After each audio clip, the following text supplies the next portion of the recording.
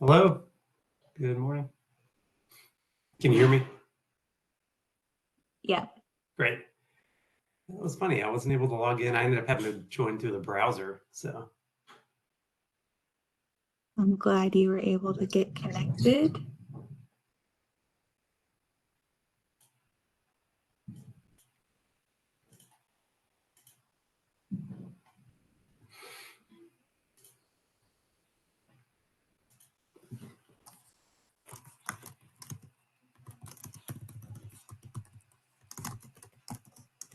Abby, I know we had aimed to have everyone be a panelist so that people could participate. And we have a few people that are joined as attendees. Can you move them to panelists? Yes, absolutely. Thank you.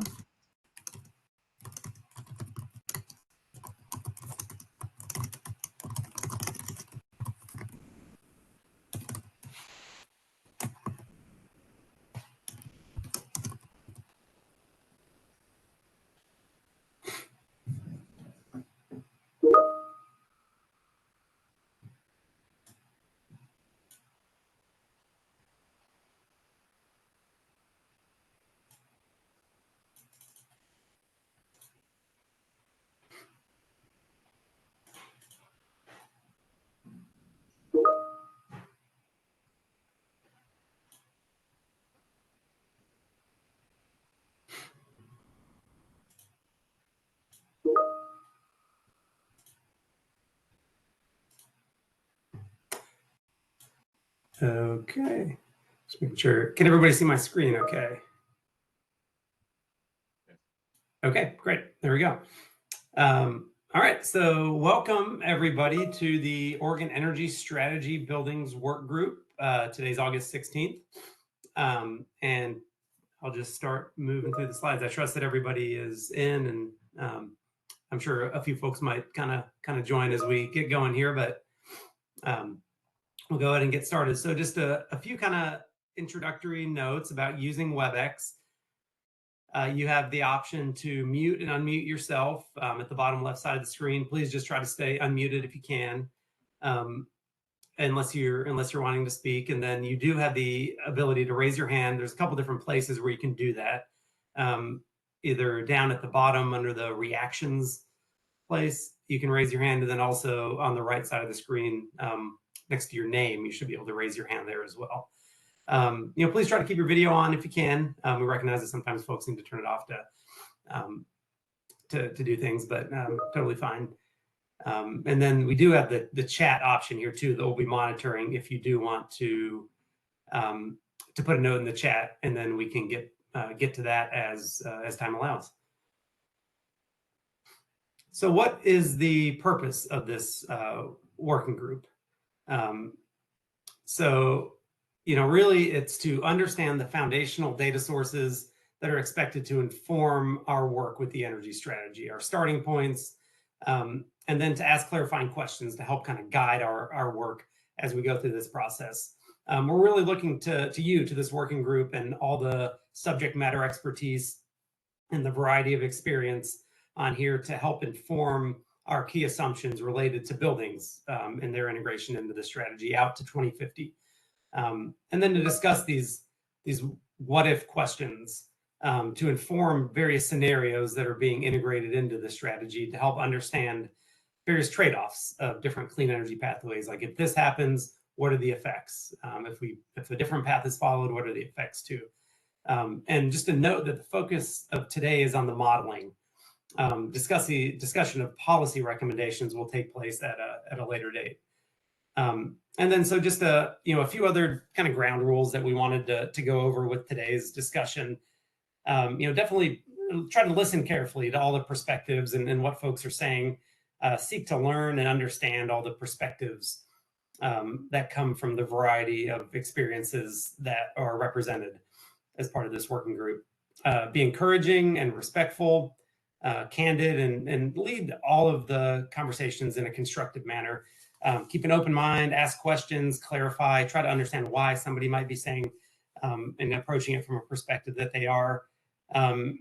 And be conscious of your speaking time. We have a couple hours today, but hopefully plenty of time to to give everybody an opportunity to voice what they want to voice. But the concept of step up and step back definitely applies here. So step up, say what you have to say, but then be also willing to step back and allow space for others to contribute as well. As far as the agenda goes, we're going through welcome and introductions now. Then my colleague Stephanie will provide a setting the stage section of the meeting today.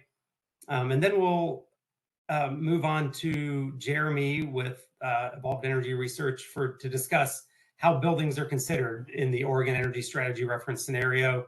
Then there'll be kind of an open discussion led by Odo and by Jeremy to discuss the reference scenario data, the modeling, the assumptions, and then discussion of alternative scenarios. And then we'll just have a brief wrap up and next steps too. This slide illustrates the members of the working group. So, you can see there's a lot of different organizations, a lot of different perspectives represented. Really happy to have this kind of expertise and subject matter expertise represented here on the working group. So definitely would look to and lean to all of the knowledge that this group brings as part of this effort.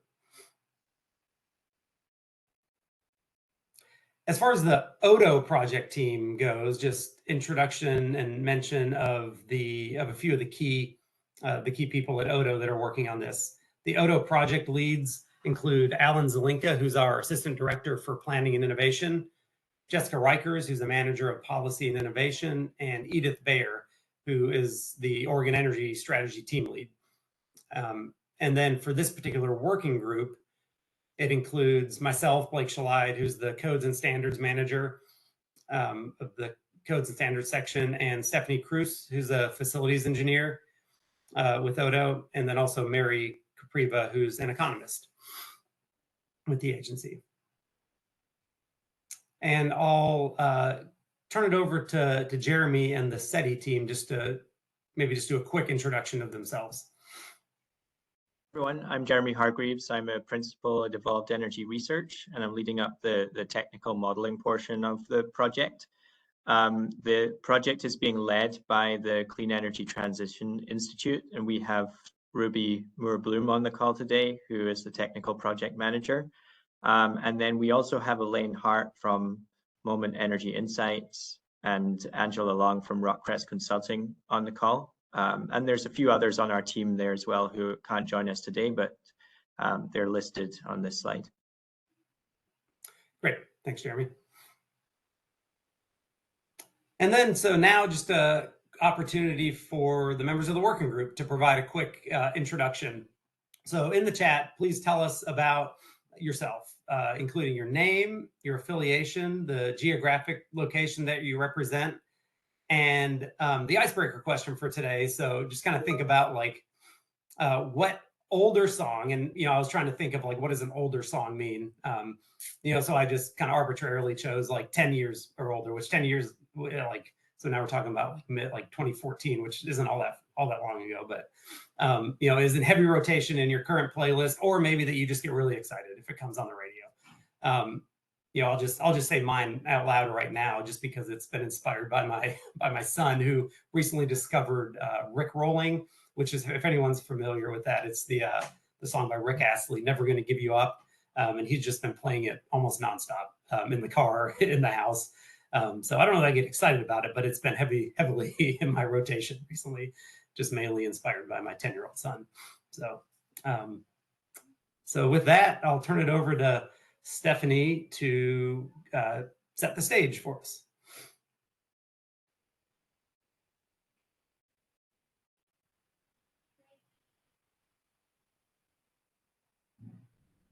There we go. Sorry, it took me just a second to get unmuted here. Thank you, Blake. Mm-hmm. If you could roll over to the next slide, that'd be great. So I'm going to go over where we're at in the process of putting together the state energy strategy. So we have 2 phases in our project. Right now we're in phase 1. And the way we set this up is we have a layered approach to providing engagement opportunities. And we are in the midst of engaging with our working groups here. For those of you who were able to attend the webinar last week and get the kind of overall all look at what the working groups are doing. We have 8 working groups, and we're meeting between now and August 22nd. Each working group is focused on a particular topic area of the energy strategy, and the working group's purpose is to inform the modeling. So we're going to be providing information on the data sources that we're using.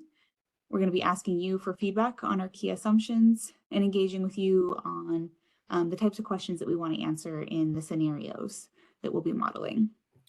The goal of this meeting today and of the other working group meetings is not necessarily to come to a conclusion on every assumption and scenario, but it's to hear your views, recommendations, insight into where relevant information sources are.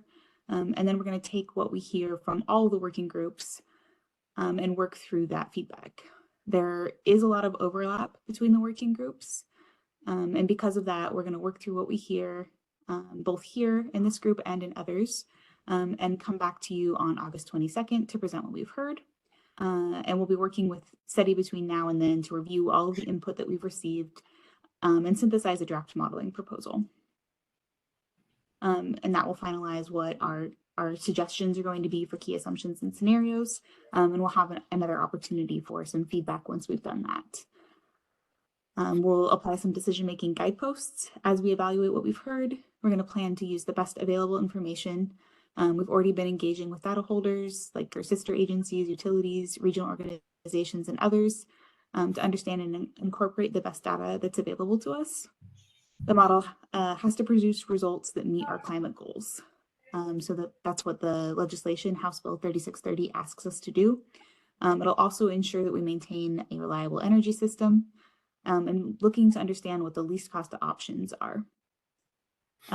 We recognize that there are many non-energy costs and benefits, and we won't be able to incorporate very many of those into the modeling.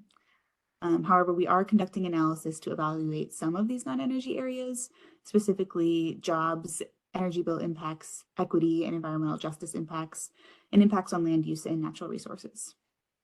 Where information is not aligned, we'll assess the pros and cons of different choices based on these areas to inform our conclusions. It's also important to note that we're not making any policy decisions. The modeling process is going to serve to inform policy decisions. We will be developing policy recommendations with public input later on in the process. However, this is a strategy, not a plan, and it's being presented to the governor and legislature.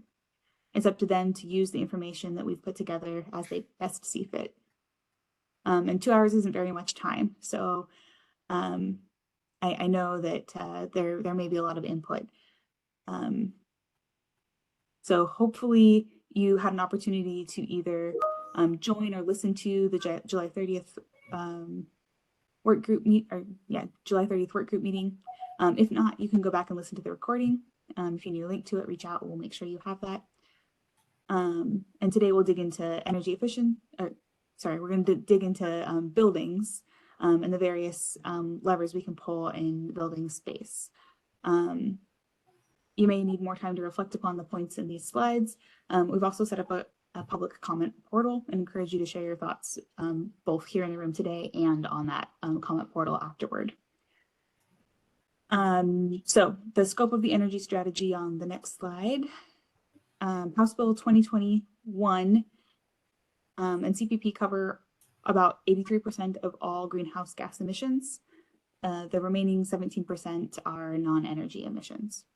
House Bill 3630 sets out elements that we need to account for in the energy strategy, including state energy demand and trends, energy resources and tech choices, considering costs, energy efficiency, feasibility, and availability, existing and potential incentives to support energy efficiency, energy generation, transmission, and distribution infrastructure, emerging tech and investment opportunities, environmental justice, community benefits, land use considerations, energy burden and affordability, economy and employment impacts, energy security and impacts of broader markets, energy resilience, and community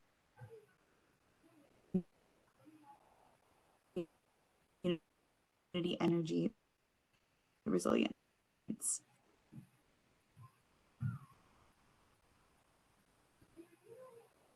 Perspectives policies and targets regarding existing energy related studies and state energy policy. Consider going into this. The slide is Stephanie? sorry, I think. Yeah, go ahead. Sorry to jump in. You've been cutting out a little bit, so I'm wondering if it might be helpful if you turned off your camera to see if you can get some more bandwidth. I will do that. Is this any better? Still a little bit, but go ahead. And if it continues to be bad, we can figure out somebody else to talk through this. I can try using my microphone. Is that any better? I think so. Try it. Okay. All right. So if you could pop the next slide, please, Blake. Sure. Oh, did I miss? I missed that one. Sorry. One more slide. So this is a graphic depiction of our approach to the modeling. So in the middle, we have our reference scenario, the combination of reasonable assumptions that achieve compliance with our climate and energy objectives to 2050. And those assumptions are part of what we'll be discussing today. And then we'll have 5 scenarios to test the what ifs, what might happen if things work out differently than in the reference scenario. So neither the reference or the alternative scenarios are meant to be a forecast of the future. Instead, they're meant to lay out some of the ways we might meet our energy goals. The secret sauce is in what we learn between the reference and alternative scenarios. So if in one of the scenarios we have a lot of transmission build out and in the other transmission expansion is constrained, what we learn is not how much transmission we need. What we learn is what more or less transition means for overall cost.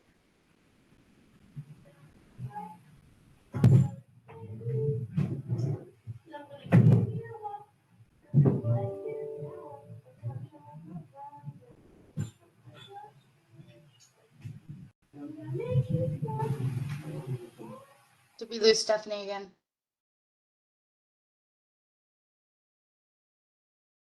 I think we might have lost Stephanie.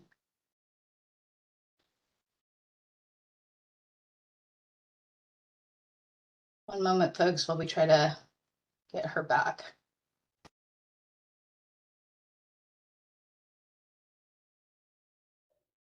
I think we're going to be circling back around to talking about the scenario, so maybe we can just move on to Jeremy's slides, which are next. Yep, that sounds like a great idea. Let's do it. Sounds good. So what I will do here is give a brief overview of some of the things that we covered already in the introductory presentation to the working group process. And it's a recap of the modeling process, how we're thinking about the energy economy and investigating the different strategies to reach Oregon's goals. And then I'll go into a little bit of the detail about how we're thinking about buildings and how we're incorporating different buildings measures into our different scenarios. So next slide. If we step back to the 10,000 foot view on the modeling process, we could distill it into these 3 buckets here. The first one is building a model of Oregon's economy. So this is a bottom-up model representing all of the different energy consuming technologies across different sectors and subsectors of the economy. So it's all of the water heaters, the air conditioners, the cookers, the electric vehicles, internal combustion engine vehicles, etc. And what do the stocks look like of all of those things today? And then based on assumptions about what we think people will buy when they're replacing a water heater or an air conditioner, then what will the stocks look like in the future based on those sales shares? So building up a picture of today through 2050 and the types of energy that's being demanded by the economy, then we get this aggregate energy needs for Oregon, and that's across all of the various types of fuels. So electricity, liquid fuels, gaseous fuels. So in buildings, we think that there's going to be more of a transition into electricity and away from other types of fuels. Then that would be reflected in this energy need that then Oregon needs to be able to serve reliably in future years. So that aggregate look at all of the various types of energy that need to be provided, that goes to our supply side model, and this is a capacity expansion and operations model that's looking at how to serve those energy needs reliably and at least cost. And this is constrained by our clean energy goals. So meeting the emissions targets, meeting our clean electricity targets, and also subject to the constraints present in each of the scenarios that we're looking at. And those scenarios could represent different policy priorities, so incorporating other externalities that may be not represented directly in the model, or incorporating different uncertainties. How might things play out differently than we might expect or we might be modeling in our reference scenario? Next slide. So taking that high level modeling approach and then nesting it in the data needs here, what I just covered on the previous slide there is in that middle bar. So where it says energy modeling, we have our energy pathways model, which is that bottom up model on the demand side. And then we have RIO, which is our capacity expansion and operations model on the supply side. And there are a number of data needs that are going into these two models. And the data is pretty expansive because it is across all of the different economic subsectors of the economy. So starting at the bottom of this figure, best available data, these are the data sets that are underpinning our understanding of what our energy system looks like today and then the options in the future. So on the demand side, this includes things like identifying all of the different subsectors. What is the service demand for different types of services across those subsectors? So we're thinking about buildings. How much light do people need? How much heat? How much cooling? The demand drivers, so things like population, square footage of commercial buildings, how those might change over time and impact the energy service demands. And then the different technologies that we could use to meet those service demands.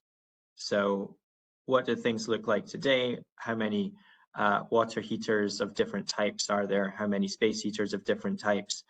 What are the technology options going into the future? And their capital, operating, installation costs, their efficiencies. If it's an electrical technology, then what is the hourly demand shape for that technology? And then similarly on the supply side, then we have data sets underpinning what do our existing energy supply chains look like today across the various types of fuels and electricity, and then what are the options for investing in those supply chains in the future. So different technologies, their cost characteristics, their operating characteristics, the resource potential, so how much can we build, when can we build that, where can we build these resources. Then moving to the top of this chart, scenario assumptions, these are the things that we are making input assumptions about going into the model, and they may change between different scenarios.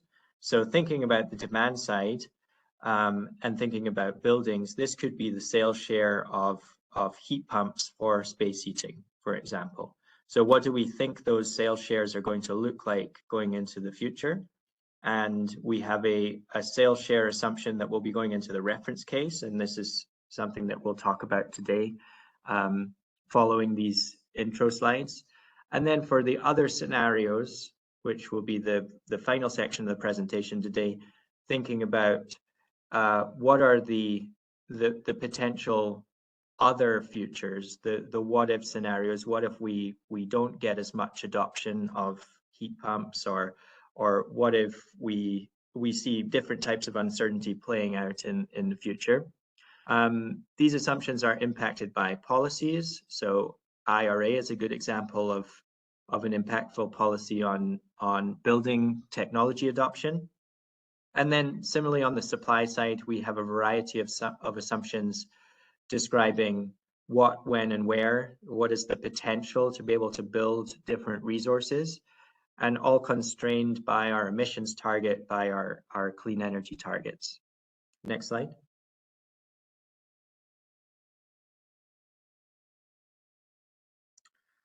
So a note on forecasting versus backcasting here, and I think we could define these differently depending on who we're talking to. So thinking about forecasting for our purposes, we're describing this as projecting changes based on expected customer behavior, given incentives and technology and policy. So it's taking what are the present conditions today, looking at the incentives that customers face when making different decisions, and then forecasting forward how technology stocks or how the energy system might evolve.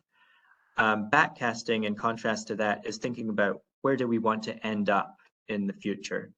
And in contrast to planning our energy systems in the past, we now have more information about the future. And that information is these policy targets that we're setting, the emissions target, clean electricity targets, CPP. All of these things are telling us something about the future. And knowing that future end goal, we can think about what do we want our system to look like at that point, and then work backwards, thinking about what kinds of policies or what kinds of incentives might be useful in achieving that goal in the future. And the chart at the bottom there on the right is a useful way to think about near-term decision-making in the context of these long-term goals. Because a lot of the policies that are being put in place, the incentives, maybe just economics driving change, are acting on the technologies and the stocks of those technologies that we see in our economy today. So if we think about appliances, first of all, maybe an appliance lifetime is 10 years. We might get 2 or 3 bites at the apple of replacing those appliances with something else before we get to 2050. So if somebody is replacing a water heater today with a gas water heater, there will be another change of that or another rollover of that technology in the 2030s and then the 2040s, at which point they could replace it with a different technology. AC and furnaces, they maybe have a little bit of a longer lifetime, but again, 2 or 3 bites of the apple. Vehicles, longer lifetime. And then when we're talking about boilers, power plants, and particularly transmission lines on the supply side, then if we're making an investment in those things today, it is quite likely that those technologies will be around in 2050 as well. So we need to make sure that near-term decisions are serving us in the context of our long-term goals. Next slide. We could skip this one and go to the next slide. So on the demand side, the end-use sectors that we're modeling, some of those are summarized here by residential, commercial, industrial, transportation. We're modeling approximately 80 demand subsectors. And if we think about the building sector, many of the different subsectors are shown here. So in residential, air conditioning, space heating, water heating, lighting, cooking, dishwashing, freezing, refrigeration, clothes washing, clothes drying. And then similarly in commercial, we see the same sort of subsectors. And there's more here than what's listed. For example, we have chillers in in supermarkets and other commercial space. And so we're representing the broad range of different types of subsector and end use appliance that can go into buildings. Next slide. And the way that we're modeling this is with a stock rollover representation. So an example on this slide is shown for light duty vehicles. And the assumption going into the model as an input is the sales share assumption. So when a customer is going to the dealership to buy a new vehicle, are they buying an electric vehicle or are they buying a gasoline internal combustion engine vehicle? The assumption here in this example is that we are going to 100% sales of electric by 2035. And that's reflected in that first chart on the left. That filters into the stocks over time. So depending on the lifetime of the appliance or vehicle that we're looking at here, it will filter faster or slower into the overall stock as vehicles or appliances come to the end of their useful life and are replaced with something new. So in the case of vehicles in this example with a 15-year average lifetime, then we are close to 100% electric by the time we get to 2050 with this input sales assumption. And then given that stock and the efficiency of the technologies, the vintages of the technologies that are represented across the economy, then we can calculate what the final energy demand is. And in this case, with vehicles, electric drivetrains are much more efficient than their internal combustion engine counterparts. So we see a big drop in final energy demand by 2050. Next slide. Okay, and I will pass it back to Blake to discuss the assumptions that we're developing for the building sector.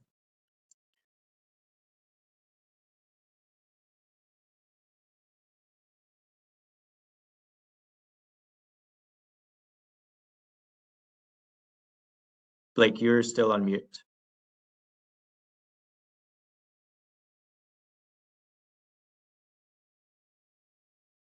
There we go. Sorry about that. Yeah, thanks, Jeremy. And then just to do a quick check, I think, is Stephanie, I know you dropped off there for a second, but just to check, are you back? I think so. How's that Great. sound for you? I can hear you. Yep. Okay, good. I changed over to a hotspot instead of my local Wi-Fi, and I think that fixed my problem. So Great. hopefully it holds up. Yeah, and I was planning on talking through this section. So as you can see from the list of data sources we have here, we have mostly the NEIA data, the residential building stock assessment and commercial building stock assessment represented here. We also have some sources from the Energy Information Administration, their residential energy consumption survey, and their annual energy outlook. In some places, we're informing that data by more locally available sources. We have the home energy score data, which represents a smattering of cities in Oregon, but it can help augment the survey data that NEIA bases their stock assessments on for the residential sector. And that comes from Earth Advantage, who is administering that program on Oto's behalf. We also have some opportunity to supplement with other local and regional data, but we're still working through exactly what sources are available as far as technology stock replacement. We have, actually, I think just this week, Blake and I had a potential opportunity to gather some additional data on HVAC systems. So we're still evaluating those data resources. And there's opportunity here if you have a source that's not represented on this slide that you'd like us to make sure that we're aware of to assess whether or not it can be incorporated. We'd love to hear from you on that front. But right now we're kind of just going over the big picture, and then we'll go through the next slide, kind of each of the sectors: space heating, water heating, building shells, technology stock replacement, cooking, other appliances, and lighting for buildings. We'll go through these key assumptions, and while we're doing that, that'll be the opportunity to also point out if there's additional data that we should be considering. So the format that we're looking for our key assumptions for our reference case is some percentage of stock, either sales or total stock in the market by a certain date. And so right now we have proposed some opportunities based on either existing policy or goals that have been set in Oregon or in the region. So for space heating, the assumptions include that our existing policies are going to come into play. That's kind of the same across the board. But that in addition, for residential buildings, that we'll see 65% of heat pump of HVAC sales be heat pumps by 2030, and 90% by 2040.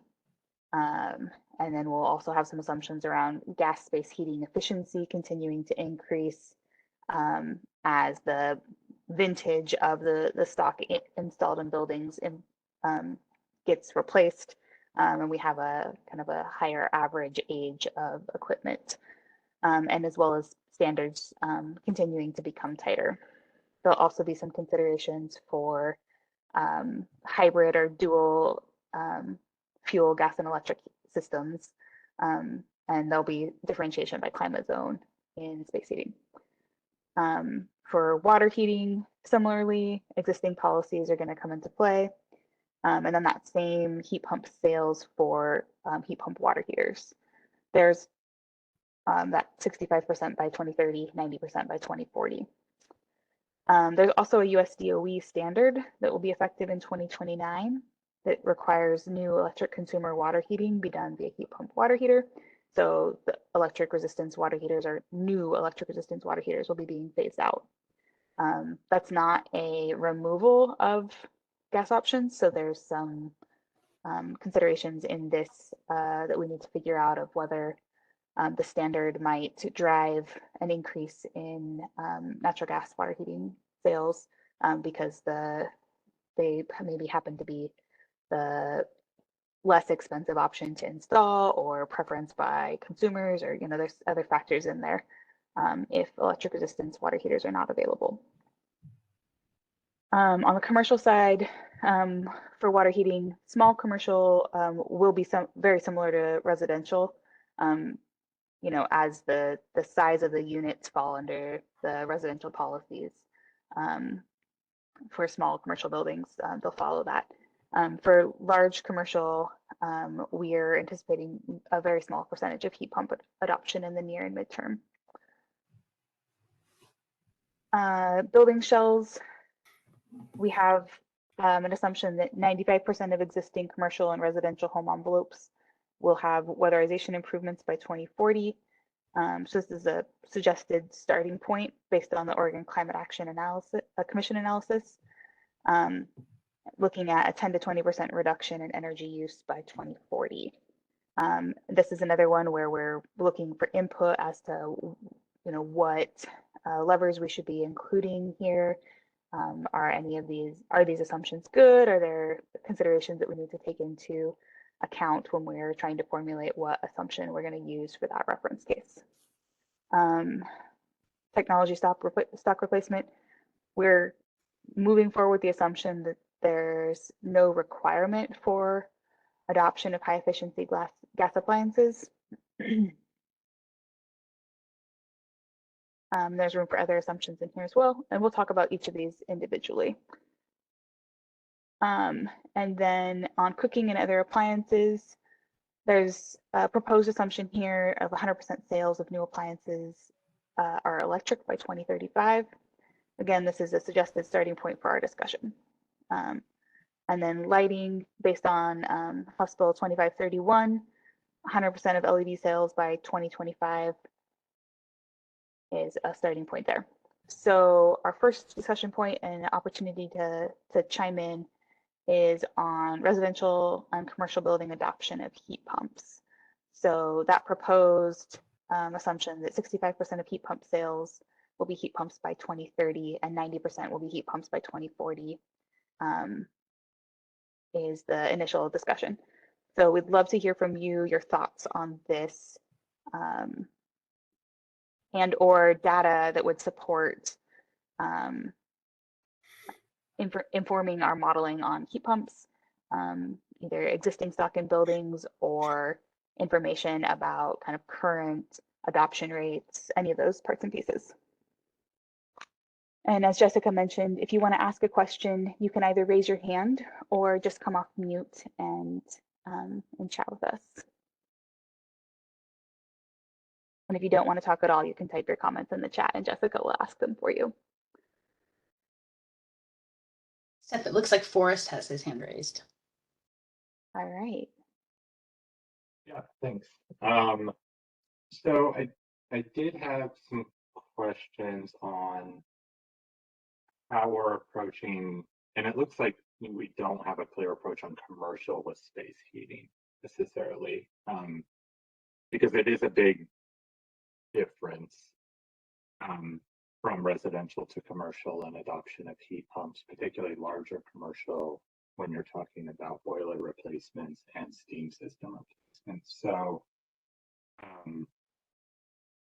new construction, there is an adoption that's occurring, and regionally we have the Washington Code that's pushing us towards that more rapidly. So I think we're going to see more of an uptick with new construction in Oregon, but it's existing buildings are definitely a challenge. And you made note of this previously that if they're replacing steam or hot water boilers now, that's going to be in the building stock for a long while to come.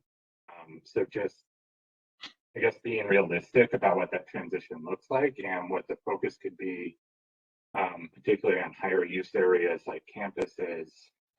OHSU is a good example of a large, multi-building campus that's served by steam that when that transition occurs, that's going to have a pretty big carbon impact. But the timing of that, getting a good forecast on that is a challenge. So that's kind of my 2 cents on some of the challenges with the commercial building stock and how we forecast that the transition. I think new commercial is going to be much easier to forecast and can make some of these generalized assumptions, but existing buildings is going to be more challenging, and it may be other drivers such as standards regulating the amount of emissions that's going to force that transition more rapidly.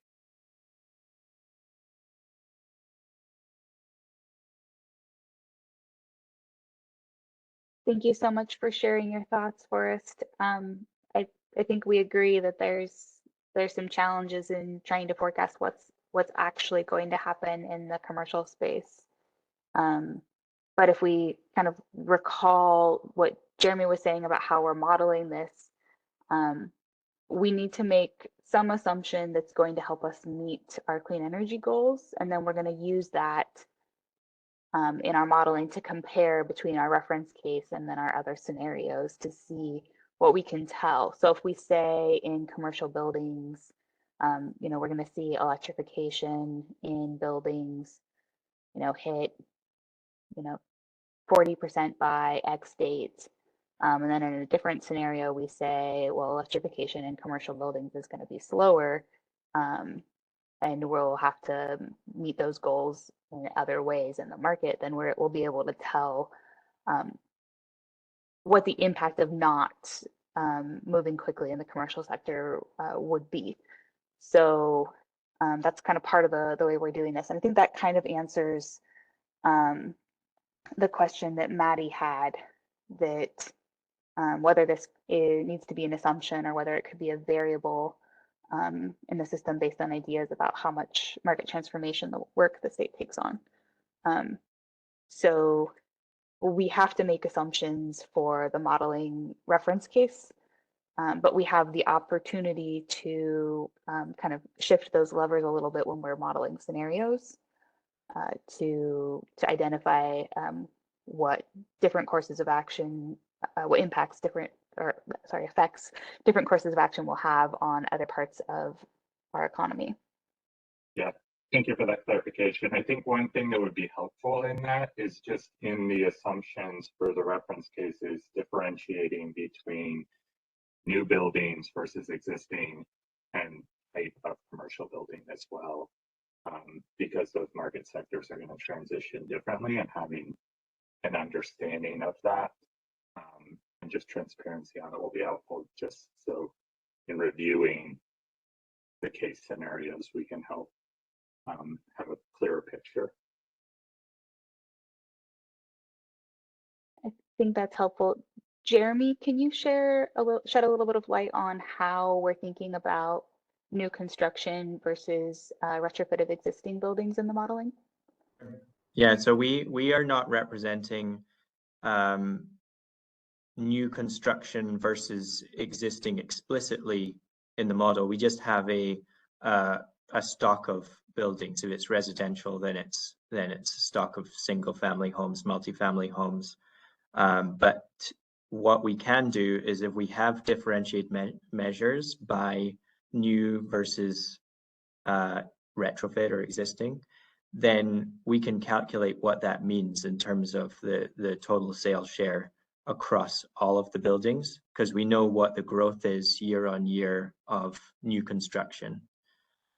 So if we have that as an input, then we can process that to represent it in the model.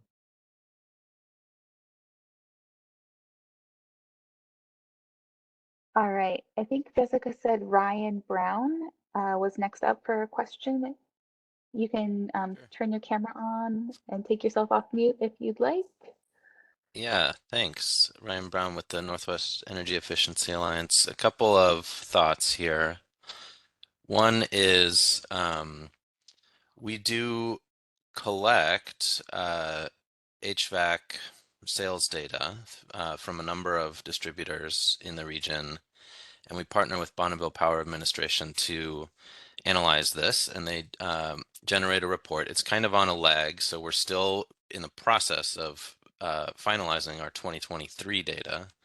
But the 2022 report, one of the findings was, for the first time since we'd been doing this, the combined heat pump sales, so that's ducted air source heat pumps and mini splits, outweighed the gas furnace sales. And I'll put a link to this report in the chat here. So according to the 2022 data, and this is all Northwest, not just Oregon. It includes Washington, Idaho, Montana. But 61% of the HVAC equipment was heat pump already in 2022. So the 65 by 2030 seems like quite achievable. Maybe a bit of an underestimate potentially for residential. I guess my other question, I have a number of other thoughts, but one of my other questions is whether this model accounts for variability in performance of heat pump equipment. We have variable speed heat pumps that are starting to be a greater share and can achieve greater efficiency levels. So I'm curious how fine of a grain the model will go to in terms of differentiating heat pump performance. And I guess a last comment, the Bonneville Power Administration also has been putting together a residential HVAC market model for the whole Northwest, again, not just Oregon, but for the whole Northwest. And it's more near-term in scope. I mean, they're looking at the power plan period, so it'll go out through, I think, 2027. And they'll have interim model results this fall. So there's a little bit of near-term forecasting. There's a lot of kind of current state assumptions they're making in that model. So that would be a good, probably additional data source to at least cross-reference when the interim model results are available this fall.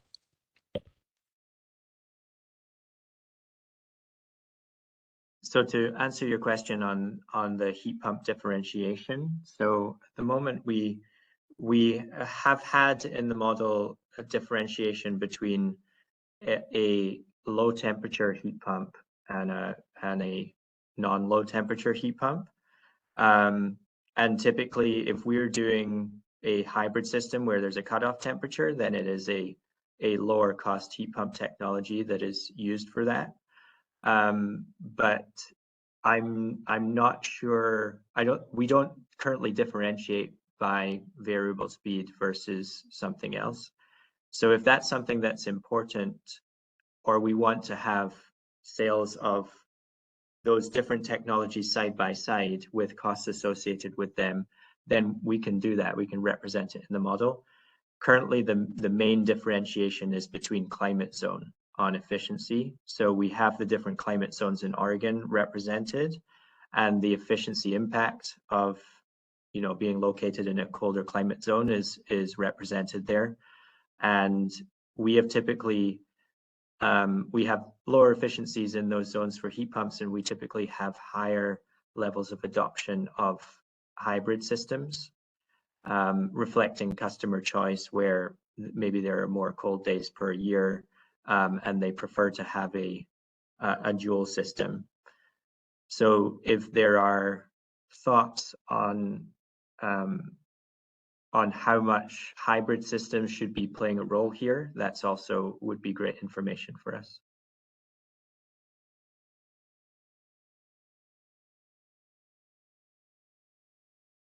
And I did want to note, Ryan, that we had just started talking with Debbie Driscoll from NIA about this energy efficiency, the HVAC market snapshot that you referenced. So we have already just started evaluating whether we can include that in our modeling approach. So thank you for highlighting that for us here. It was one of those kind of additional potential sources. And we should have the 2023 update of that later this year, by the end of the year. That's great to hear. Thank you. Right. Yeah, and I think Debbie also mentioned that there's the ability to filter it just for Oregon specific data as well. So that's definitely something that we're interested in incorporating into the model. Yeah, I have a couple of questions in the chat from Kevin Duell. I'm not sure if I got your name correct. And then we will swing back around to you, David, okay? So we had a question on what data Earth Advantage is providing. So that data is centered around the Home Energy Score program. So it's building stock data about existing residential, mostly single family homes, I believe, in certain cities in Oregon that have adopted the home energy scoring. And maybe when we get to David, if you have a moment, you can explain a little bit more about what is and isn't available in that data set. And then the next portion of the question from Kevin is the assumption of 65% heat pump sales by 2030 for all space heating or just for electric heating? And that is for all space heating, I believe, is how we're modeling that, right, Jeremy? We're looking at the adoption rate across all residential space heating. Yeah.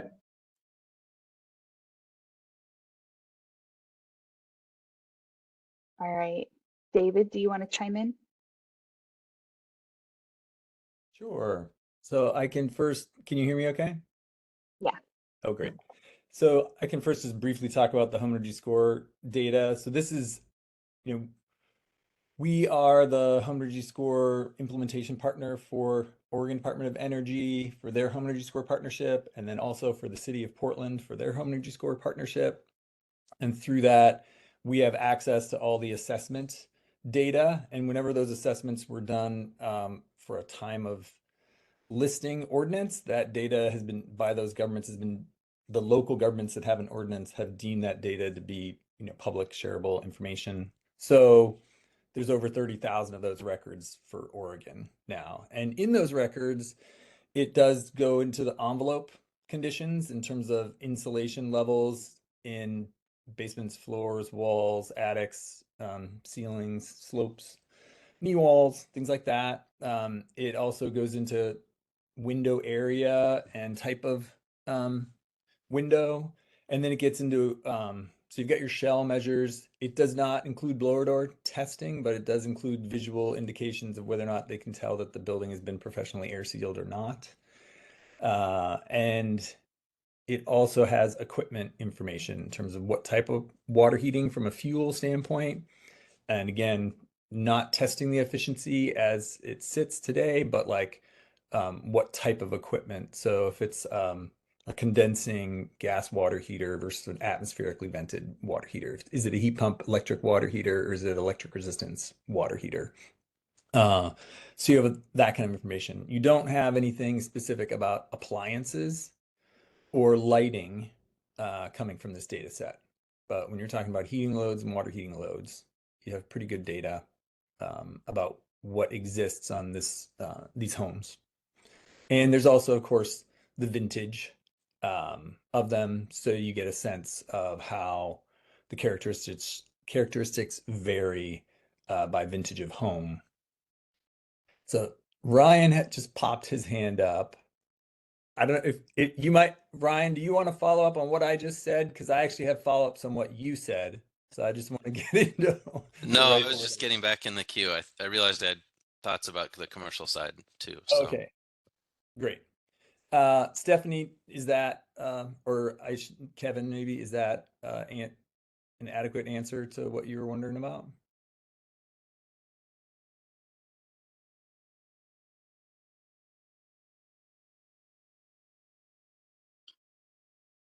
I'm going to take that. So as I can jump in there and say that is really helpful, and I think that data set will be very useful for us to characterize the stocks, the existing stocks, and particularly the vintages. That vintage information is really useful to know when rollover will happen.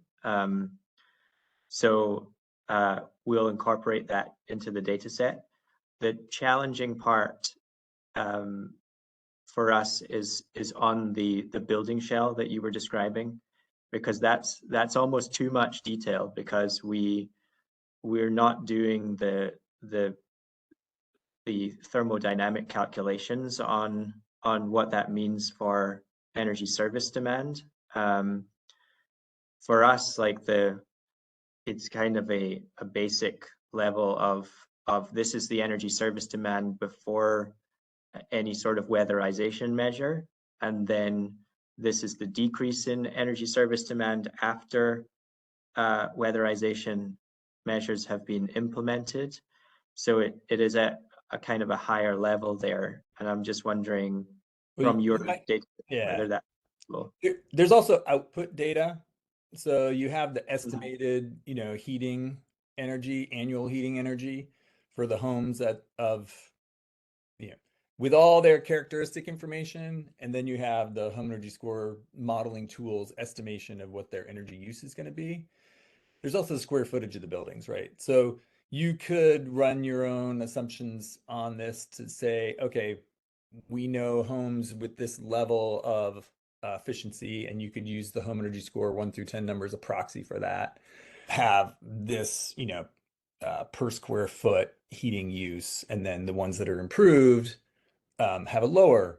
And when you're modeling your goal of 90, I think it was 90% of all homes have shell improvements done by, I'm already forgetting your numbers, but that was by 2040 or something like that. Yeah. And that's how you could be informing that model, I would assume. There's okay. So that's how you could use the energy modeling output data that's in every one of these files for that type of purpose. If you have any further questions, you can always follow up with our team in terms of like interpreting the data, or potentially even methods for that stuff. Great, thank you. So my comment that I raised my hand for was to comment on Ryan's information about the sales delivery of different types of heating equipment. I'm not as familiar with the data as Ryan is, but I've also seen some national data too. And I just wanted to add that, in addition to the 2022 sort of moment in time information that Ryan shared, where for the first time heat pump deliveries for sales were larger in the Northwest than they were for gas equipment. The preliminary information that I've seen so far, which is at the national level, again, not the local level, but like the spread there has actually increased. So The Northwest, the first time heat pumps eclipsed gas equipment was in 2022. The same pattern was nationally. That was the first time nationally that this took place. So the Northwest is following, we're unique, Oregon's unique, but we are following a national pattern.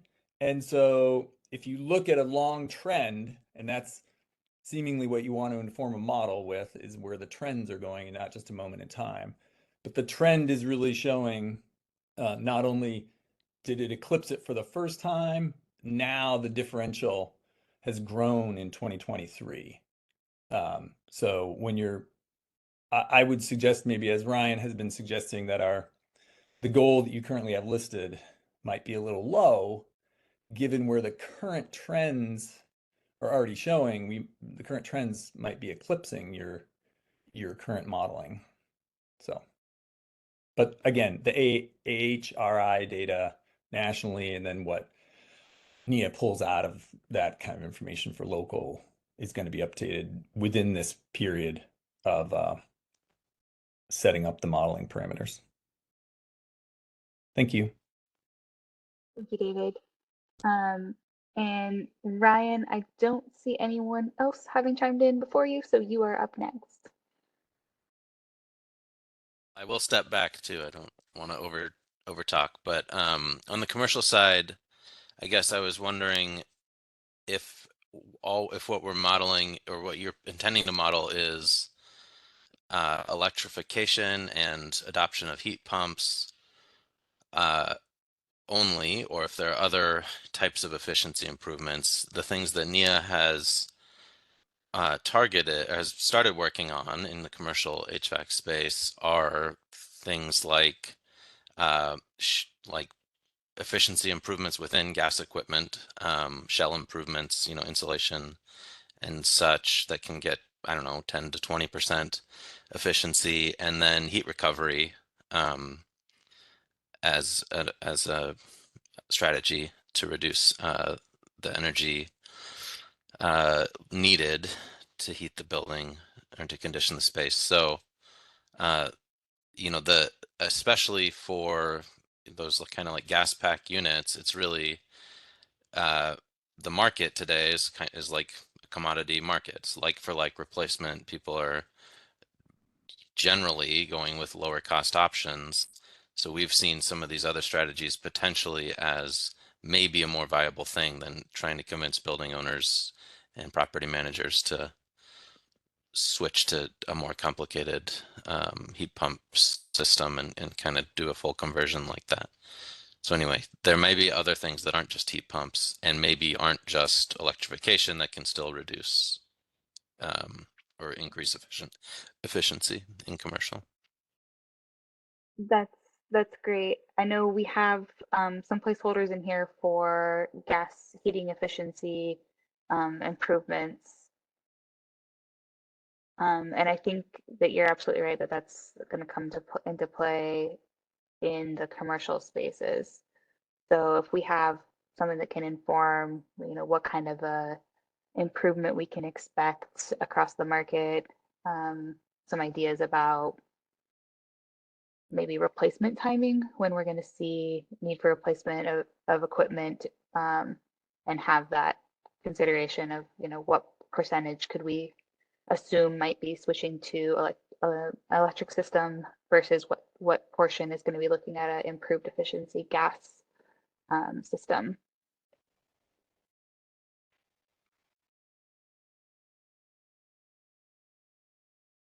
One thing I would add there is that for things like heat recovery or changes in building management that would lead to reduced energy needs, the way that we represent that is with service demand reductions. So a reduction in service demand for heating or for cooling, and those could be specific to heating or cooling if it's changes in management or heat recovery.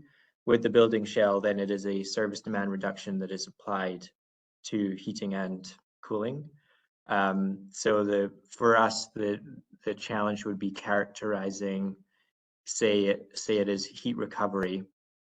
What is the impact on service demand from from implementing a measure like that. So that'd be the kind of data we'd be looking at or looking for to characterize that.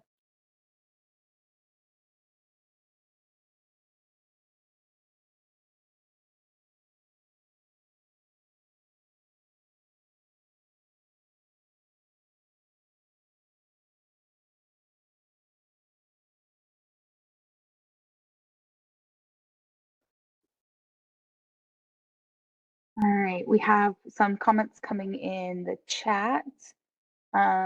David noted that the national AHRI data on HVAC sales are market reports regularly reported on the AHRI website, and it covers all shipments, including HVAC sales for both new construction and replacement of existing systems.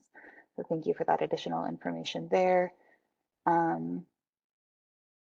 Maddie was looking at the NEA report that Ryan shared, and it says that heat pumps make up 36% of 2022 market sales.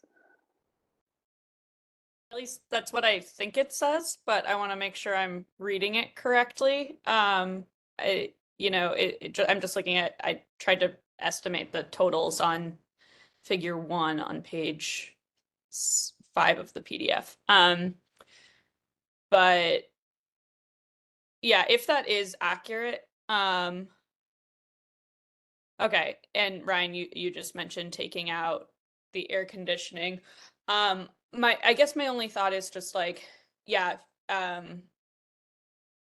so that's a great point, right? 65% of just heating equipment, because I guess in my mind, any central air conditioner that's being sold is probably something that should be a heat pump instead. I don't know, maybe should's too strong there, but like that would be another part of the market to eclipse, hopefully, with equipment that is able to provide both heating and cooling. And so if we're not trying to measure against central air conditioning as well, then maybe that 65% number is closer to what we're already seeing. I think probably reflecting similar comments of what David and Ryan have already shared, and maybe others, of like, any business as usual reference case should, I think, be relatively based on what we're seeing right now in the marketplace. And I guess one thing I just wanted to mention is, part of me is looking at this and just thinking about, like, what are the risks of the reference case being optimistic versus the risks of the reference case being pessimistic? And at least, I'm sure I haven't considered all of the risks that are involved there, but if we're a little pessimistic in the reference case, then we know we have a lot of work to do, and maybe we do too much work to even achieve our goals early. Oh no. But the risk of maybe being too optimistic of what the reference case does on its own is that we don't do enough and we don't meet our goals. So just wanted to pose that as well. Yeah, so one of the constraints on our reference case is that it has to meet our climate goals. So if we run our first iteration with the assumptions we've pulled together and we aren't meeting our climate goals, then we will need to adjust our reference case to figure out, go back to our assumptions and see what we can adjust so that our reference case at least is meeting our goals. Because remember, going back to how we're approaching this modeling, is we're going to compare 6 different scenarios, including our reference case, and see, based on the differences between those scenarios, what we can inform our legislators about how different decisions in different sectors will affect the rest of the economy, and where, if we don't move fast enough in this sector, then these other sectors are going to have to make up for that to meet our climate goals. And what does that look like? So every scenario will need to meet our climate goals. It's just the analysis of the differences between those scenarios is what's going to tell us what the impacts of moving quickly or slowly in each sector are. Okay, got it. Maybe after this, I think I would benefit from understanding, like, what you're defining like the definition you're using for reference case versus maybe other cases that are involved. And if there is some type of like, we do nothing, the market just does what it's currently doing approach, or if that would be called something else.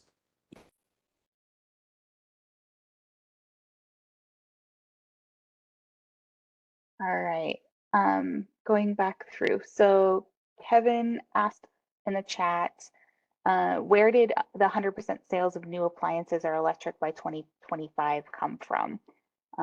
He's not seeing a reference to that in the roadmap to 2030. So that was a starting point for this discussion.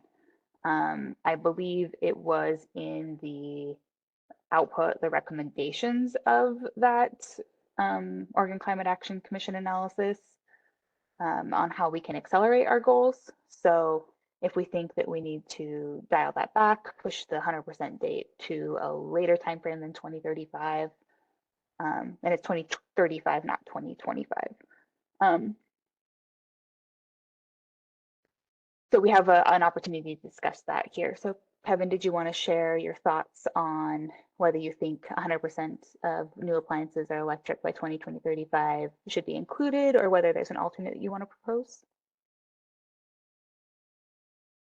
I just was mystified. I couldn't find any reference to that in the support documentation. So I have no alternate to provide. Let me give you a little background on that. So part of the roadmap also had the Tigger analysis and the Tigger project. And the Tigger project was looking at two different things. One, of our existing and current programs and regulations that we already have adopted, will we meet our goals? And what we found was, yes, by 2035, we actually will have the potential. We have the policies in place to meet our goals. They still have to be implemented and funded and done as planned. The next part of the Tigger analysis was, since we were meeting our goals with these policies and programs that we already have in place, what could we do to accelerate meeting that goal from 2035 to 2030, so faster?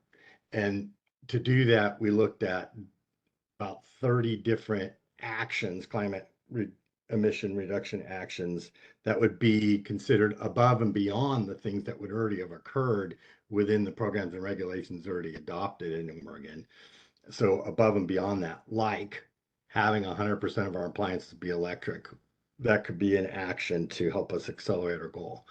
Having said that, there were no big lever programs that helped us meet that 2030 acceleration. They were all small little wedge pieces, and that made up a pretty big chunk of reductions to accelerate our meeting the 2035 goal by 2030. So that's where that, along with a whole bunch of other pretty high aspirational things or actions that were listed in the Tigger actions, that's where we're in the building sector. There were several like that. Like by 2043, all heat pump, everybody would have a heat pump.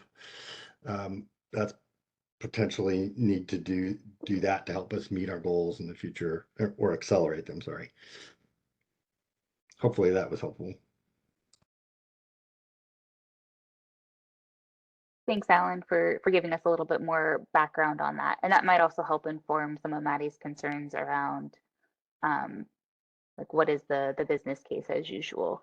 So this is this effort is it intended to build on that Tigger analysis that we did previously, and kind of expand the stakeholder input into this state energy strategy and explore some alternative scenarios, because that analysis only explored 2 scenarios, right, Alan? Yeah, yeah, right. And so all those Tigger actions should be considered above and beyond the reference case. They were helping us get to our goals sooner. Okay. Next, I believe Ken Morgan, you have had your hand up for a few minutes. Do you want to jump in for a moment? Hi there, thank you. And I work for a company called Gensco, and we're a wholesaler of heating and air conditioning equipment. So ductless systems and unitary type systems, mainly in residential settings. And I just had a question, or maybe something to look at in the future, where the metric of tracking sales is great. I think it represents the demand and what's happening, where things are shifting. But when we're talking about like electric resistance heating in people's homes, so that's like baseboard, cadet style systems, like those are rarely replaced, or maybe they're replaced only when an individual section of their home fails, where sales might not accurately represent the total like residential market and what's happening and what people have in their house. And I can speak for my own home. My house had an existing heat pump, and it was built in 1989. But it was one of those rare heat pump systems that lasted 25 years. But I'm just trying to put myself in the shoes of if I had a gas furnace or an oil furnace, those have a pretty long lifespan, and sales might not accurately track what's happening as a complete population of getting people switched either over to heat pumps or some other more efficient way to heat or cool their house. Yeah, that's a really good point, Ken. When we did the Tigger analysis, one of the things we looked at was the existing stocks, and based on, I think, 2022 data. And what it showed was a really small sliver of the pie of existing homes has heat pumps. And then there are 800,000 of the 1.5 million, or 800,000 electric resistance heating systems in place, and 700,000 gas furnaces in place. Wow. And if you wanted to try to get to 100% heat pumps for all the existing systems, that means you'd have to replace 1.5 million heating systems at, if you did $10,000 a piece, that's $15 billion. And it would, over 20 years, that would be a heck of a lot of heat pumps. We're doing what, 25,000 a year? Somebody got that number? I'm not sure what the number it is. But the scale of where we are and where that notion would put us is completely off. So Yeah. our reference case doesn't assume doing all of those. But. Yeah, understood. And I just want to echo as well, Ryan and Forrest, with the refrigerant change coming up with heat pumps and air conditioners, it's going to be another challenging time of inventory and shortages and working through all that. So it's going to get pretty complicated here. But thank you all for your time. Thanks for your input, Ken. And I was going to Forrest's question next, so thanks for teeing that up for me. I believe it's going to Jeremy. The question was, I'm curious if refrigerant emissions are being accounted for in the overall emissions, and how lower global warming potential refrigerants are going to be reflected in the adoption scenarios. So I don't remember offhand when the cutoff for the US to make the swap over to the lower global warming potential refrigerants is. It's by the end of this year, can no longer be manufactured. And then you can continue to sell the stock until the end of 2025. Okay. Jeremy, do you have a input on that? Yeah, we are assuming that the new heat pumps going in are not contributing to any emissions from these high global warming potential coolants.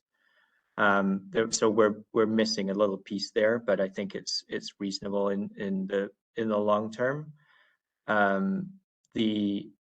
The other piece is disposal and potential leakage from systems that are being replaced. And that is taken into account in the model in terms of the high global warming potential gases released and contributing to emissions in the emissions inventory. So there is a baseline level of emissions associated with F gases from fugitive emissions, F gases from industrial processes, from fire extinguishers, all of the various sources in there. And then there are measures included in the model that cost something that can reduce those emissions. So it's more costly ways of disposal of these different types of sources. It's changes in processes in industry, and so there are measures to try and deal with F-gas emissions. But still, by the time we get to 2050, the emissions that remain are going to be those that are just really hard to deal with, and some of those are going to be high global warming potential gases from things like industry. But at that point, most of the emissions from the older coolants will not be part of the emissions inventory anymore. And I guess my follow-up question to that answer is that a reasonable assumption to be assuming that the new heat pumps going in from now forward have the new refrigerants in them?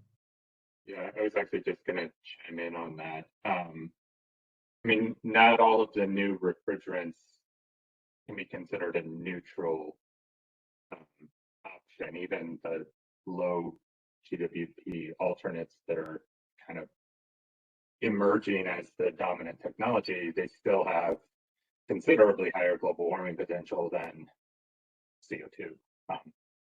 So I am curious if there's not something missing there.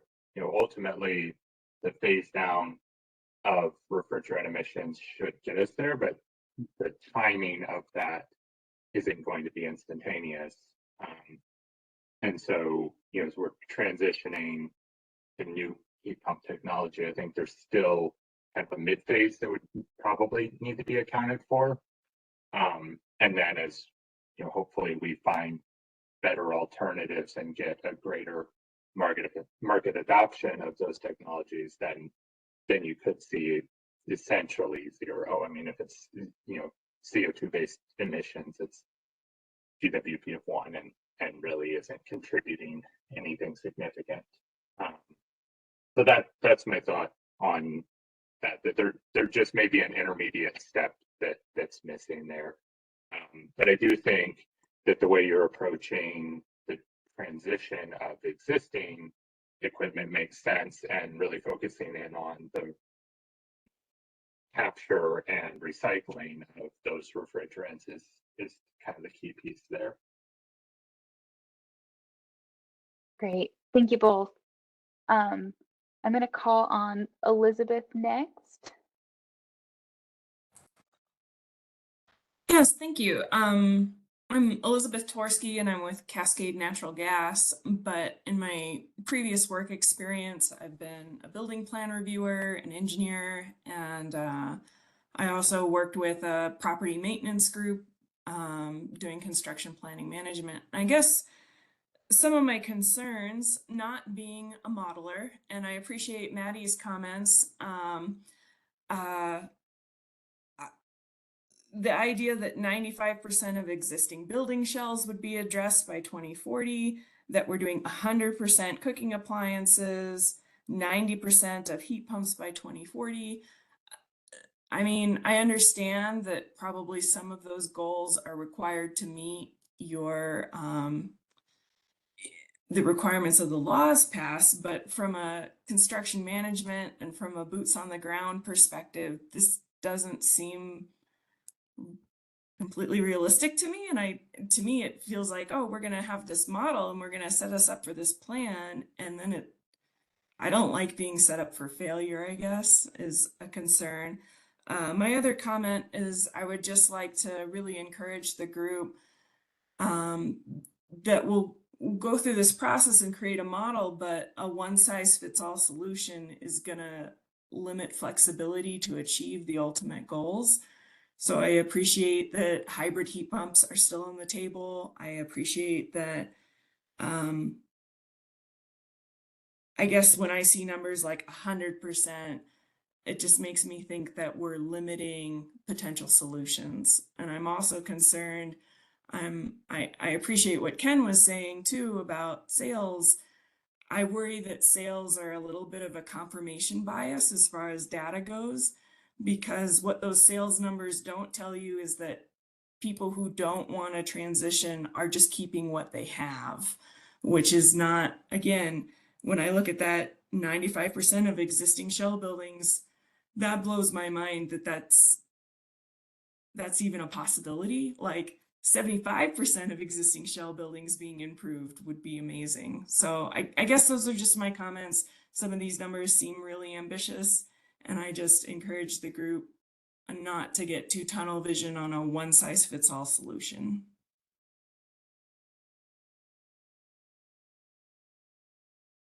Thank you for your input, Elizabeth. And there's room to adjust those numbers and suggest.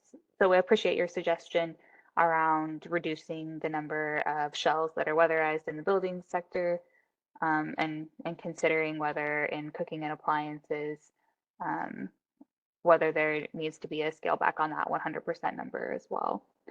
So we'll take those suggestions into consideration as we're kind of when we come back away from this working meeting and are working on the proposed modeling assumptions for the reference case. Yeah, thank you. And I guess my question to a modeling expert would be, is 100% even necessary? Like, can we meet goals that we need with a 75% adoption or transition? I guess I would be more curious, again, also, like, I'm more comfortable using data that is present time than modeling data that is a prediction. But there must be a crossing point where, okay, if we get to this percentage of adoption, we will meet our goals, versus, okay, we have to pursue 100%. We have to have rigorous policies. We have to make sure that everyone goes down this very narrow path to meet our goals. It would be great if people have a wider path and more options, but that still meets our goals. I think that's a good setup for the last part of the presentation today. I'm not saying we're going to that part right now, but just that's a good question to bring up at that stage, because it's about what kind of scenarios do we want to look at. And Stephanie was describing how a lot of the value that we get out of running doing the modeling is the contrast between these scenarios. And so we can look at options where we don't move as quickly on that transition. And then what does that mean in buildings? And maybe that's investigating a potentially more feasible option. You don't need to push as hard policy-wise to achieve that kind of outcome. But it's highlighting the trade-offs at the same time of, to meet our emissions goals, then if we're not doing that, what else are we doing elsewhere in the economy? And so we can balance and look at, the cost impacts, the feasibility impacts, and learn something from that about where to push and when in transitioning.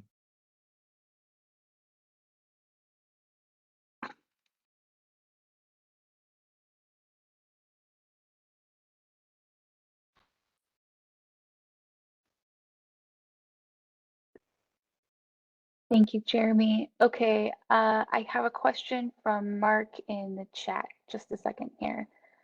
So what is the expected uptake of demand responsive controls and extent of complementary storage in buildings? So we had a different group that was more focused on those topics. So I will leave it up to either Jeremy or part of the crew that was in those discussions to respond to this question. Yeah, I can tell you our starting point assumptions for that. We got input during that group to refine them, and I unfortunately I'm not completely up to date on where we landed from that discussion, but the starting point was that we would start from no managed charging on the electric vehicle side today, scaling up to 2/3 of electric vehicles participating in managed charging by 2030, and then continuing from there forwards, 2/3 participation level. In commercial EV charging, it was one-third by 2030, continuing going forward. And the flexibility for residential vehicles was an up to an 8-hour delay on charging, for commercial and up to a 3-hour delay. And then in buildings, we assumed a 10% participation rate of heating and cooling technologies in demand response programs. And so that is, and depending on the technology, so if it's heating or cooling based on building shell inertia, we assumed a advance or delay of up to 1 hour, just given the thermal inertia in a building shell. For water heating, up to 2 hours advance or delay. And the relatively low participation rate, 10%, that was reflective of what has been seen already in terms of the level of customer participation in flexible load programs, and the potential lost utility to a customer where demand response is called on the hottest days or the coldest days of the year, and people will be less willing to give up heating or cooling during those conditions. So that was the starting point. I think that we progressed a little bit from that point, but if others know on this call that we're in that meeting, potential updates there, then please jump in. Ruby shared the link to that working group meeting recording and materials if anybody wants to go dive into that topic. So I think I'll move us along in this group since that's not the focus of our discussion here. I have a couple comments I was going to get to, and then I will take us back over to David. So Ryan shared that the shell improvements in particular seem unrealistic to him. There'd need to be significant capital to get there beyond what's available today, and there are challenges with aging and disinvested building stock. So I appreciate that comment, helping us get closer to a good starting value for the building shells. Let's see here. And Alan, I did want to share with all of you, we did include some of the outputs of the TIGR analysis, those actions that were kind of focused on the accelerated goal. We're working on pulling out the baseline assumptions for that first case scenario of if existing policies are enacted, do we meet our goals? So we're considering those as we're pulling together all the input. Do we use those underlying assumptions from the TIGR modeling, the first round, to see if existing policies met our goals, and kind of stepping back from what would need to happen to meet the goals sooner. But we wanted to have something on the board for you all to review and respond to in this space. So we'll have more at the wrap-up meeting on that. Let's see, Maddie also highlighted that it's important to consider in many cases a solid portion of adoption we're seeing is what you call low-hanging fruit, people who have the available cash, who already have improved envelopes or those kind of things, and seeing the current marginal transition costs being lower than they would be for homes that aren't being reached yet. So there's a portion of the market that's hard to reach because the costs are too high in our kind of current scenario. So we're hoping that market innovation will keep up and help counteract that, but it's a consideration that there'll be building stock that is either hard to reach, more expensive to reach, or not reached at all. Let's see, back to where was I at? Okay, David, and then I have a couple more questions in the chat to get to. Okay, thank you very much. I have one clarifying question and one comment. And the question was on the goal for 65% heat pumps and then later 90% heat pumps. I had assumed that meant the percentage of sales in that given year, but I kind of heard that maybe the assumption was that that's what would be in situ, like in our housing stock by those dates. And I just No, wanted to clarify which is the one. that's sales is what we're looking at in our modeling. So out of all HVAC, space heating equipment sales, what portion is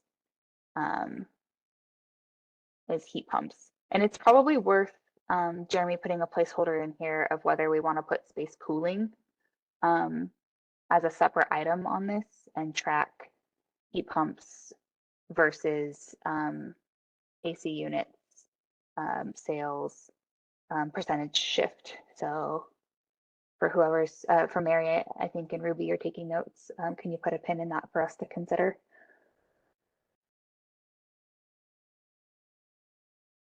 Okay, and then you had a question or a comment.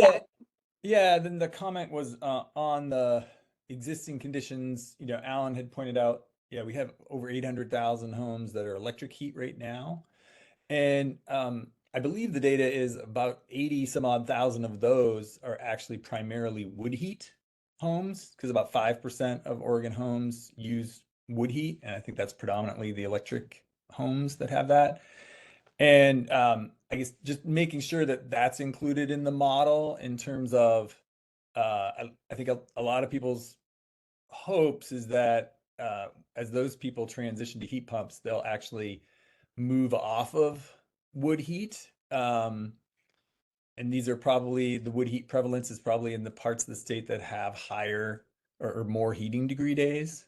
And certainly areas where there's lower median income. Anyway, just wanted to make sure that wood heat element was being included in the modeling, because as you phase out, as those folks move from electric resistance to heat pumps, it should be phasing out wood heat at the same time. And that's, 5% of the overall residential building stock is not insignificant, in my opinion. Thanks.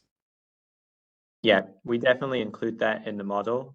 And it's a good question because we haven't dealt with it explicitly in our reference scenario assumptions. We have in the past tended to retain a portion of that wood heat in the future just because of the specific use case there, but it's not going away completely by 2050. But some of that heating demand that's been served by wood heat is being replaced by heat pumps or something else. Yeah, well, that's great. I'm since this economic analysis you do is focused on the energy aspects, you don't get to take into account the benefit of the health impacts of reduced, wood burning in areas with inversions, which is very typical, for us here in Oregon. But that's just a externality that would have a positive, impact as well if it were taken into account. Yeah, one of the elements of the analysis is to look at the health impacts, and it's not going to get super detailed in the proximity to various point sources if those things are changing over time. But what it's using is the EPA COBRA model.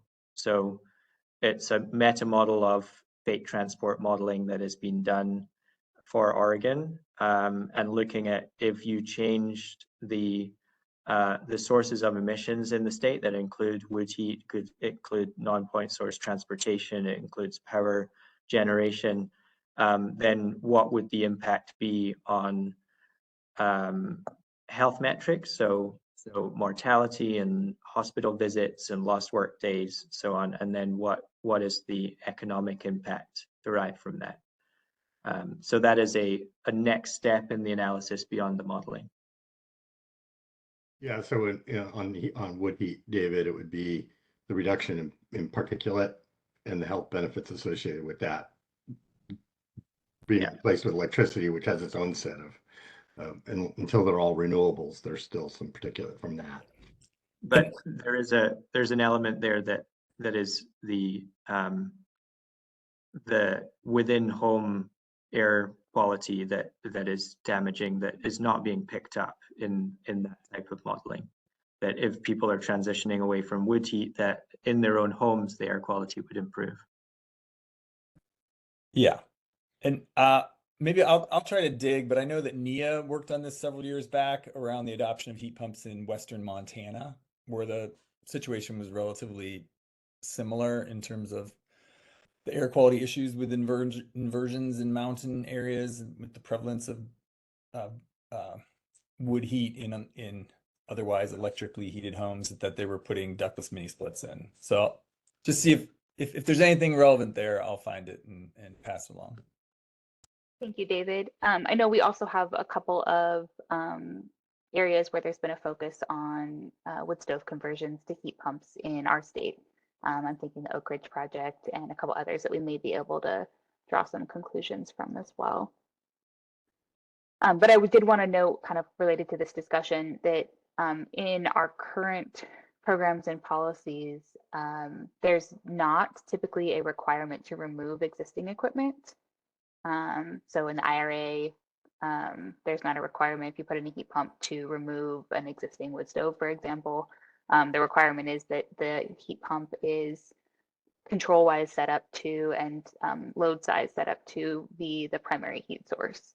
So I think it's important to kind of consider that we'll still have that coldest day backup heat scenario in some cases where people opted not to remove their existing heat system, whether that's a gas furnace, a gas fireplace, or a wood stove or a wood burning fireplace.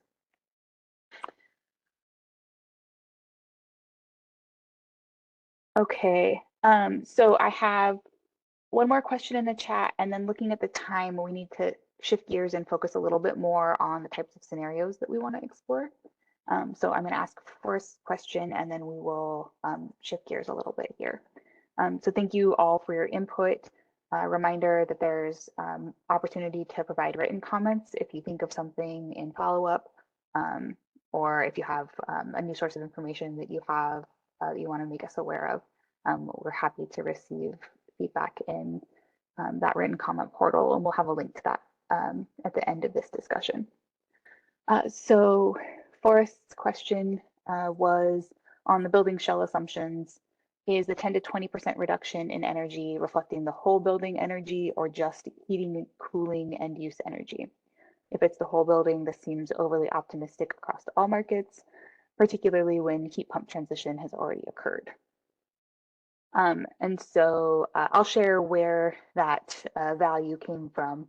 So in USD reports, DOE reports on their residential weatherization programs, they're seeing 10 to 20% reduction in residential overall energy use, but many of those weatherization cases are combined with a heat pump installation. So it was kind of a placeholder to jog this discussion. So I definitely appreciate thoughts on what we think building shell improvements can achieve in both residential and commercial spaces. Is that lower end range, the 10% overall building use, a better idea? Is it less than that? Is it more than that? What are we seeing in our existing programs in terms of actual achievements? I know we model kind of forward thinking when we're doing energy efficiency projects, what we think we might save, but in terms of actual energy bill reductions that we can include in our modeling scenario, what's realistic? And for us as modelers, we are looking for percentage service demand reduction for heating and cooling.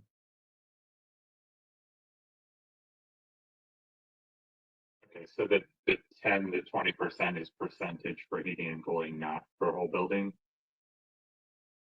For that? So that 10 to 20%, Stephanie was talking about that was whole building. But for us as inputs into the model, we need to represent this as a service demand reduction for heating and cooling. So what is the impact of building shell on reducing that need for heat or the need for cooling? So I think the 10 I mean, depending on the building stock, but 10% for heating or cooling demand reduction doesn't seem unreasonable. For a whole building, it's going to vary pretty dramatically by market, particularly, you know, residential versus a lot of the commercial markets. Your shell just doesn't drive the overall energy as much. And so I do think looking at it just by end use makes the most sense. And that also, once you've transitioned to heat pump, your energy demand for heating is lower. And so 10% of that is a lesser number, and that's going to be a better representation. It still is going to achieve that load reduction. It's going to reduce the demand on the heat pump. And so it should be captured, but it should be looked at on an end use basis. And so you capture, you know, really poor efficiency existing equipment like steam or gas heating systems that aren't performing well. You're going to have a much greater impact to the overall energy with that 10% reduction in heating demand or cooling demand carry through.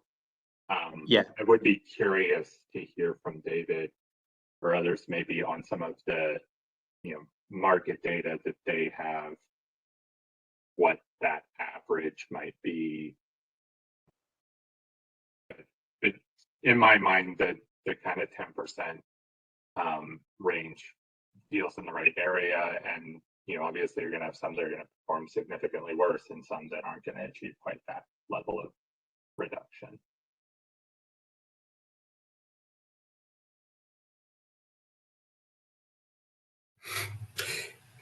Yeah, so I think maybe to that point too, I think we're definitely interested if there is any data that can be perhaps extracted out from like the home energy scores on the residential side, or maybe any other utility programs for like what is an appropriate percentage improvement for weatherization. And then also, you know, going back to some of the previous conversations too, there's other service demand reductions that come from other measures that aren't just you know, weatherization too. So like operational changes like heat recovery and other things that I think will inform and input into the model as well. So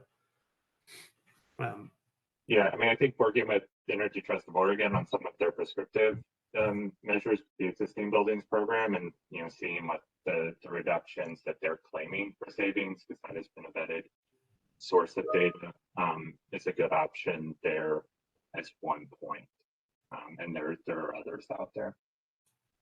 mm-hmm. All right, so thank you all for participating in that discussion. It's been really helpful to get your input on what our reference case scenario should be. So now we're going to shift gears a little bit and talk about what scenarios we want to explore. So I'm going to flip back to that summary of the modeling approach to kind of give you the reminder. We have a reference case scenario, and that's the scenario for definition on that. That's the scenario that we are going to compare all of the others to demonstrate how moving different levers in the system will change the outcomes or change the requirements in other sectors. So the reference case is going to be this combination of hopefully what we land on of reasonable assumptions that get us to our state energy goals by in 2050. And then we have these alternative pathways. So I'm going to hand it off to Jeremy to give us a little bit more stage setting.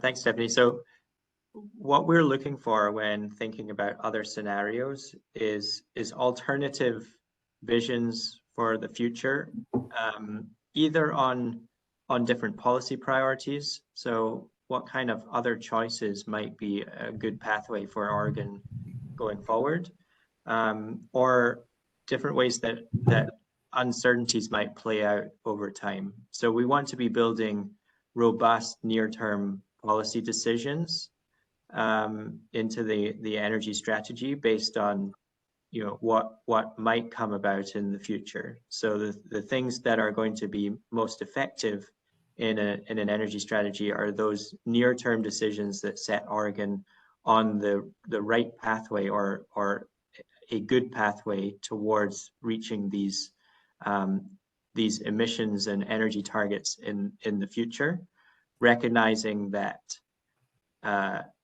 we have some degree of uncertainty about what's going to happen next year, and that level of uncertainty is going to grow with respect to technology availability and pricing and the rate at which we can add new types of technology and all of these kind of things.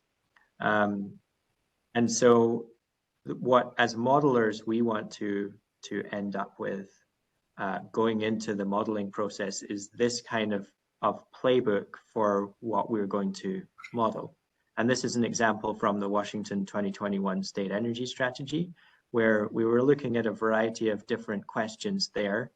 And the electrification scenario in that case was equivalent to the reference case. In this analysis, we looked at one where we had more transport fuels left in the economy because we didn't electrify transportation as quickly. We looked at one where we had more gas in buildings because we were replacing gas appliances with new gas appliance sales. We had a constrained resources case where we couldn't build as many renewable resources. And then we had a behavior change case where we assumed some level of conservation through VMT reductions, as well as reductions in demand in commercial residential buildings. So those all represented these so-called what if questions, where what if we had different outcomes in the future, and they can represent policies and or uncertainties. In many cases, these scenarios are doing both of those things for us. They're investigating a policy question, so policy may be not to push as hard on electrifying a particular sector of the economy, or an uncertainty where maybe we wanted to electrify quickly, but we couldn't because of constraints on, say, building out charging infrastructure networks, or the rate at which we could expand distribution systems to serve new loads. So across the 5 scenarios, we're going to be able to investigate more than just 5 what if questions. And comparing these side by side is where we learn, what are the trade-offs between going one direction versus another? What are the areas of the economy where maybe we should push really hard because they are very important to being able to accomplish our goals? And what does this all mean for questions of feasibility, for questions of equity and other externalities, and overall cost of reaching these targets in the future? So what we are interested in learning is, what are the what if questions that are front of mind for people on this call that could inform us about what sort of scenarios to set up for these 5 additional scenarios that we're going to run here. So with that, I'll pass it back to Stephanie to talk about how we might think about this. Yeah, thank you. If you want to flip to the next slide, we just threw a couple of what if questions on here, and we'd love to hear from you. So I'm seeing from Mark a question here: if an increase in AI data centers is being considered in our modeling, are we projecting for increased demand in our I don't remember where data centers falls, if it's, I think, industrial sector. Are we considering that in ours? In the reference scenario, we are assuming the forecast for data center growth that the Northwest Power and Conservation Council are using, and they're taking their data from forecasts across the different utilities in Oregon. So that's the starting point, but it is a large uncertainty, and one that could shift particularly near-term investments pretty significantly if we see more or less than forecasted. So potentially that's an opportunity for us in our scenarios, is to do an accelerated growth in data center energy needs. So increasing demand scenario. Do others have questions that you'd like to see answered? Feel free to come off mute or chime in the chat.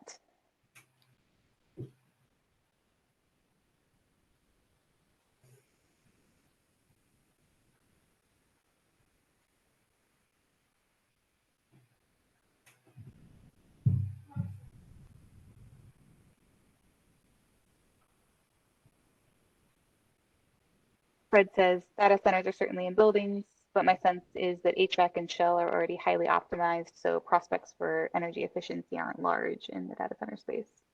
And I would agree with you there. I have been seeing some trending of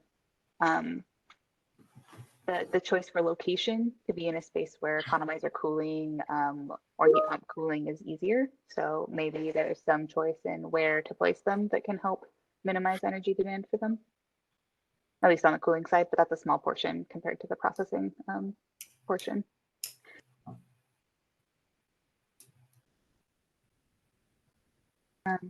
Kevin's asking, since all data and calculations have uncertainty and errors, how is the propagation of uncertainty handled in this analysis?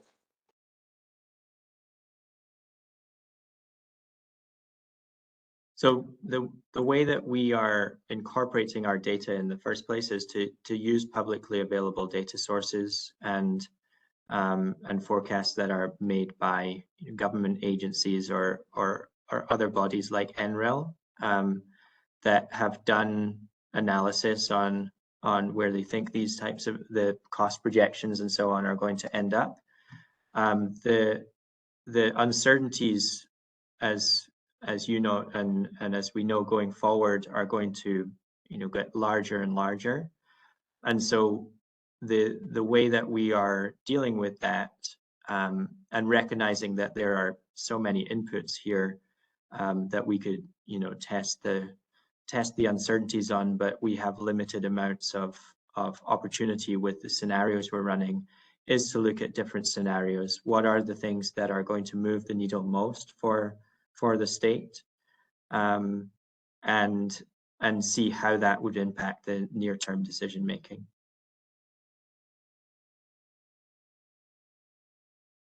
All right, let's go to Fred next, and I think that'll be the last speaking opportunity to stay within our time frame.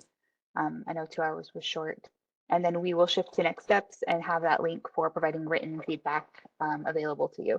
So I encourage you, as you step away from this meeting, to kind of pull together your list of what if questions and to submit those in the written comment portal. Go ahead, Fred. Yeah, this could well hold over to another time for a response, for a more detailed response, but wondering, in the modeling, do you have an approach to technology innovation, cost reduction, et cetera, for building efficiency related technology? I think one of the slides mentioned incremental improvements in heat pump efficiency, for example, but there are lots of other possibilities. So for example, we're seeing a lot more lighting systems now, not just in the efficiency of individual lights, but also the way that they can be aggregated and operated that way, as just one example, and many others. I'm wondering if you have a general term for addressing those kinds of technology improvements and cost reductions for this sector. Yeah, it's a great question. So as you noted, technology-specific improvements are incorporated in the model, and those are coming from publicly available sources that we'll publish as part of the study. The other part is harder to capture because it gets to building design and the types of passive heating and cooling options, as well as building management options. So even if you have an existing building with open floor plates, for example, just changing the zoning on heating and cooling can give you some significant improvements. And those are things that we are not currently capturing in the model. The way that we would capture that is with reductions in service demand over time, but that is our relatively crude tool to be able to capture those types of changes. And the first one is it's relatively low impact if it's new construction on overall demand, because new construction is maybe 3% a year of the total. If it's in changes in building management in existing buildings, then that could be quite significant in the impact on overall energy demand. And so the way that we would capture that, if that's something that we want to incorporate here, is to do service demand reductions. And in other studies, we've done conservation-based scenarios, like in the Washington State Energy Strategy, where there's reductions in commercial and residential energy use. So that would be the same as the way we would address that here. But knowing, what is the service demand reduction that we would get out of those kind of changes in building management or the way that buildings are designed, I don't know of how we would characterize that, and I would be very open to having that discussion and making a better guess at what the impact of that would be. But it's beyond my area of expertise, so we would be very happy to try and improve that if there's suggestions on how to do that. Thanks. All right, with that, and the kind of the request for general suggestions and opportunities to improve or to inform the model and the data. Thank you everybody for your time and expertise and contributions to a great discussion today. There's definitely opportunities to submit comments online. So there's a link here, and I think this link is up on our website too. The portal, through the comment portal, the portal's open through the end of the month. And we do have one more meeting that's kind of a final summary wrap up for all the working groups, and that's next week on August 22nd from 1 till 3. So definitely encourage folks to attend that and to submit comments. I know we had a lot of great discussion, particularly around space heating in buildings and some of those assumptions, and for the reference case and for the future projections. But we had a few other items in there around water heating, lighting, and appliances that if you wanted to add in any particular comments with regard to those, those end uses as well, please do. So I don't know if anyone else has any closing comments from Stephanie or Jeremy or the SETI team before we go. I just wanted to flag that comments on the modeling inputs are due by August 31st, but that comment portal will remain open throughout the project's lifetime. So it's a good flag just if you have things to add throughout the project. Thanks. Yeah, thanks for that, Jessica. Okay, with that, thank you everybody for your participation today. Really appreciate your time and your expertise and lending that to us today. So thank you very much. Thanks, everyone. Have a good one.